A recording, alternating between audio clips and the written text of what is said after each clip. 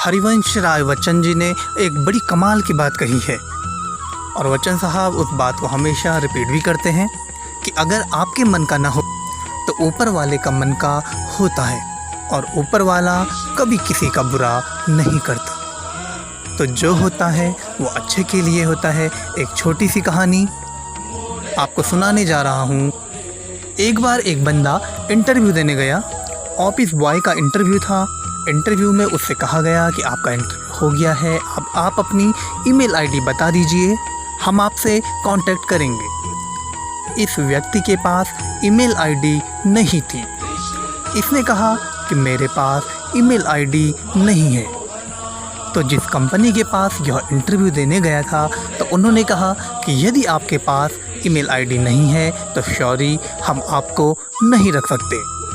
बेरोजगार आदमी, उसके पास कोई दूसरा रास्ता नहीं था, वह वहाँ से निकला और जब वहाँ से बाहर निकला तो उसे कुछ समझ में नहीं आ रहा था कि ज़िंदगी जीने के लिए वह करे तो क्या करे।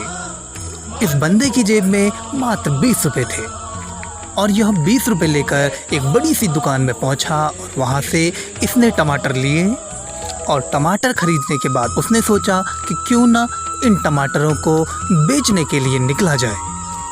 घर घर जाकर उसने टमाटर बेचे और शाम तक उसमें 40 रुपये हो गए।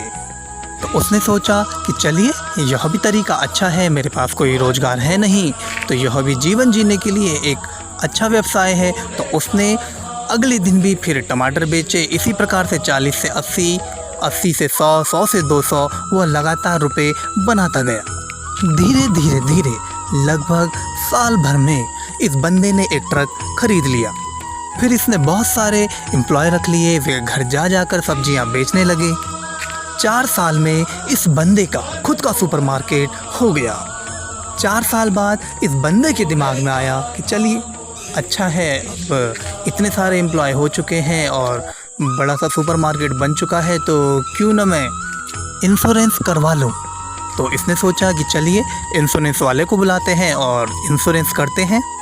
तो इंश्योरेंस एजेंट पहुंचा और बोला कि सर फॉर्मेलिटी कर लेते हैं, आप फॉर्म भर लीजिए, आप अपनी ईमेल आईडी बता दीजिए। और इस बंदे ने कहा कि अगर ईमेल आईडी होती तो आज मैं यहाँ नहीं होता।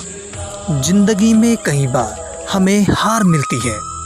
ज़िंदगी में हमें कई बार वह नहीं मिलता जो हम चाहते हैं। तब हम सोचते हैं कि हमारे साथ कुछ भी अच्छा नहीं हो रहा है, लेकिन शायद उस हार में कहीं आपकी जीत छिपी होती है। और अंत में मैं आपसे यही कहना चाहता हूँ कि दबाव में आना बंद कीजिए। जो आप में है शायद किसी और में नहीं है।